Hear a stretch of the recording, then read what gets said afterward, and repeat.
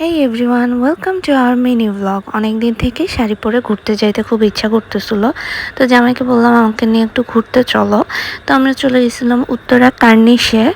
তো জায়গাটা হচ্ছে রুফটপে, কিন্তু ওদের প্রত্যেকটা কর্নারে অনেক সুন্দর ফটোজেনিক।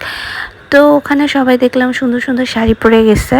তো আমার কাছে তখন সুতি শাড়ি অ্যাভেলেবেল ছিল না, যার কারণে আমার হাতে যেটা অ্যাভেলেবেল ছিল সেটা পরেই চলে গেছিলাম।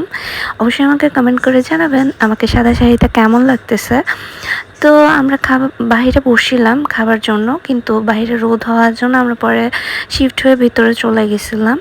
তো ভিতরে আমরা অনেকক্ষণ ওয়েট করলাম খাওয়ার জন্য। ওদের খাবারগুলো সত্যি অনেক মজা ছিল। দেন কিছুক্ষণ পর আমাদের খাবার চলে আসে। আমরা খাওয়া দাওয়া শেষ করে আমরা মেট্রো স্টেশনের জন্য রওনা দিই।